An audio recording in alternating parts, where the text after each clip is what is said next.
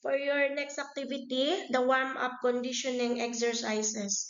So last activity, we know how to do the physical fitness test, but now we are proceeding to warm up and conditioning exercises. So in introduction, you need to be clear about your fitness. If you feel dizzy or pain, stop at once. Kapag nahilo na, wag na pong gagalaw. Ano po? Wag nang gagawa ng mga exercise. Dapat po, if we do an exercise, we have a healthy body. So the warm-up should be included stretching and exercising of moderate intensity. So in conditioning exercises, warm-up should be appropriate for the performer. Warm-up should include some stretching, and warm-up should be intense enough. Warm-up probably should begin to reduce 10 to 15 minutes.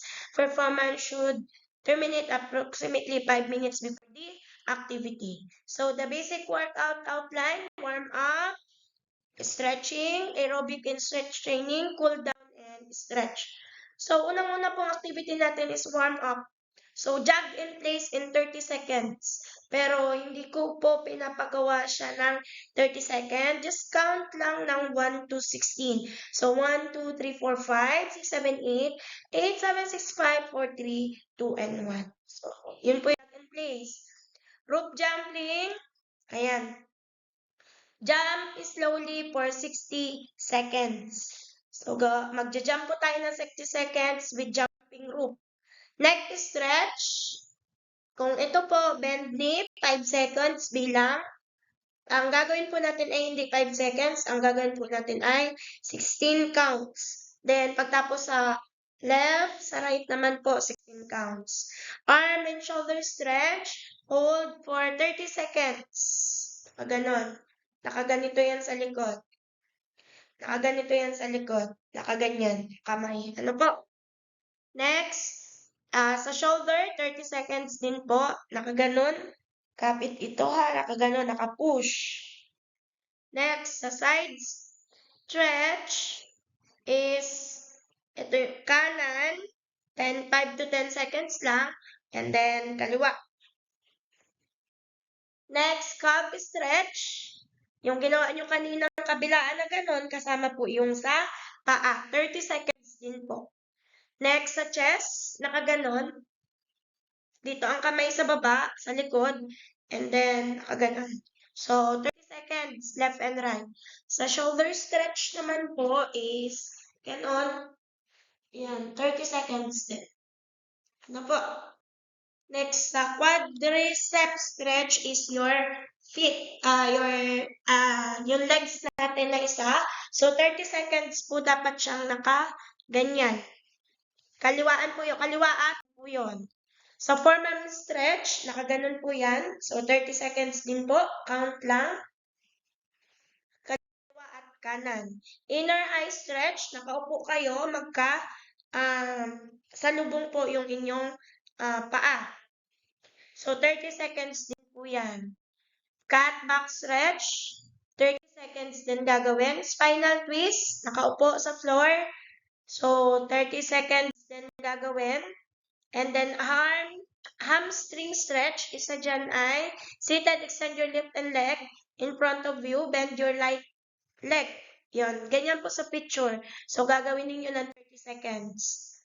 Nakahiga, 10 seconds lang po, kaliwat kanan yon, and then angat ng paa, 10 seconds. So, everyone can learn stretch regardless of age. Kahit ano pang edad, pwede pong gawin niya exercise na yan.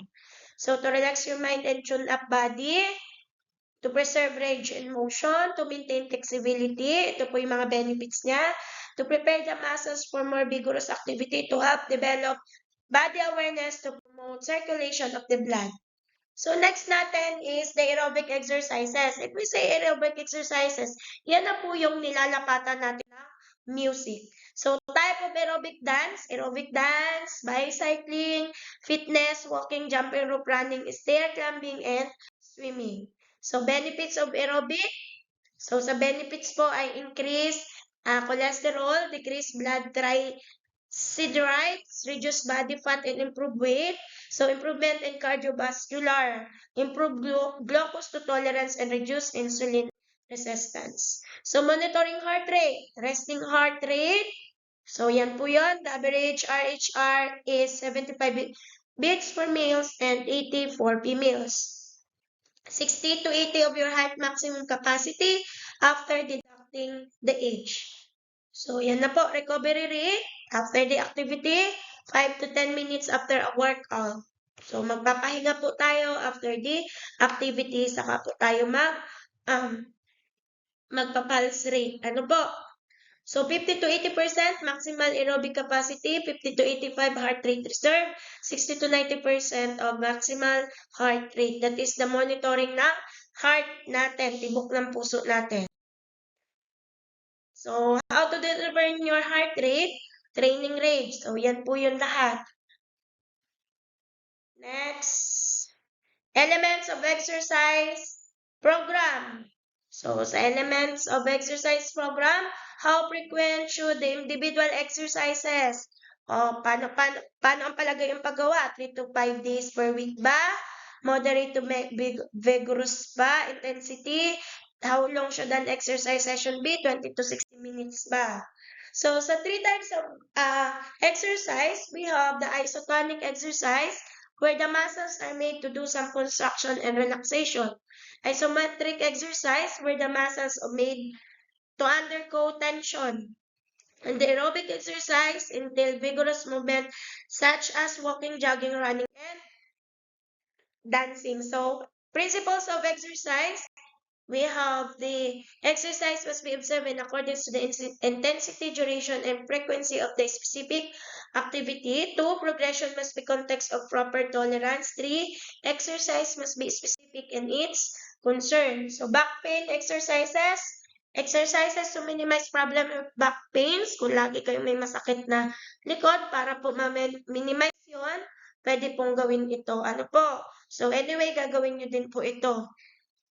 Wall slide to strengthen back, hip, and leg muscle. Yan, walk slide. So, slide down into a crouch with knees bent to about 90 degrees. Repeat for 5 times. So, leg, lie on stomach.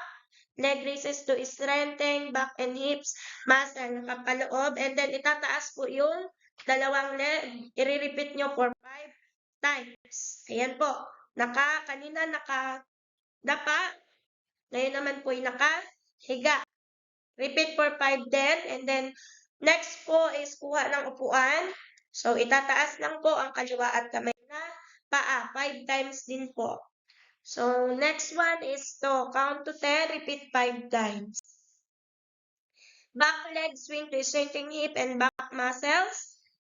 Yan po ang ating gagawin. Repeat 5 times po. Count ng 16. Exercise to decrease the strain on your back. Yan, nakahiga po tayo. Yan po yung gagawin natin. And then exercise to strengthen your muscle. Exercise to decrease the strain on your back. Nakatayo, nakaliyad. Ano po? From ganon, igagano natin. Knee. So guidelines in exercising. There is no one best form of exercise. It depends on what the individual wants to achieve. Kung ano yung gusto nyong ma-achieve, wala namang sinabi na limited lang yung exercise na gagawin natin. But as long as natural po yung exercise na gagawin. The individual should choose exercise which she likes. Enjoy exercise 32 minutes, 60 minutes regularly, 3 to 5 times a week.